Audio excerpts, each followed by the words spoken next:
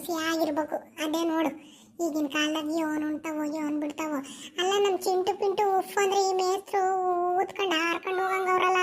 ಇವರೇ ಮಕ್ಳಿಗೆ ಎದುರ್ತಾರೋ, ಮಕ್ಳೇ ಇವ್ರಿಗೆ ಎದುರ್ತಾರೋ. ಒಂದು ಕಾಣೆ ನಾನು ಊಟಕ್ಕೆ ತಗೊಂಡು ಹೋಗ್ತೀನಿ.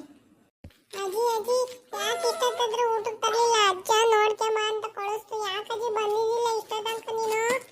ಅಪ್ಪ ನಮ್ಮ ಸ್ಕೂಲ್ ಮೇಟ್ರು ಬಂದಿದ್ರು ಕಣ. ಮನೆಗೆ ಯೋಚನೆದಾರೆ ಅಂತ ಲೆಕ್ಕ ಹಾಕ್ಯಂಡು ಹೋಗಕ್ಕೆ ಅಂತ ಬಂದಿದ್ರು. ಲೆಕ್ಕ ತಪ್ಪು ಮಾಡ್ಕೊಂತ ಇಟ್ಟೊತ್ತಾಯ್ತು ನೋಡಪ್ಪ. ನಮ್ಮ ಮೇಟ್ರಿ ಅಜ್ಜಿ ಏನಂದ್ರು? ಅಪ್ಪ ನಿಮ್ಮ ಮೇಟ್ರಯ್ಯ ಅದೇ ತೆಳ್ಳಗೆ ಕೊಡ್ಡಿ ಹಂಗವ್ರೆ ಅಂತಿದ್ದೆಲ್ಲ ಅದೇ ಮೇಟ್ರ್ ಅಂತ. ನಾನು ಅವ್ರಿದ್ರಿಗೆ ಒಂದೆ ಸರ್ ನೀವೇ ಕೊಡ್ಡಿ ಹಂಗಿರೋ ಮೇಟ್ರು ಅಂತಿದ್ರು ನಮ್ಮ ಮನೆಗೆ ಅಂತಂದೆ. ಅದಕ್ಕೆ ಊನವ ನಾನೇ ಅಂತ ಅಂದ್ರು. ಜೀನ ಒಂದದ್ದೆಲ್ಲ ನಿನ್ನ ಮೇಟ್ರಿಗೆ ಹೇಳ್ದೆ. ಅವ್ರಿಗೆ ನಮ್ಮ ಸ್ಕೂಲಿಗೆ ಹೋದ ತಕ್ಷಣ ಹೊಳಿತಾರೆ. ನೀನು ಯಾಕಜ್ಜಿ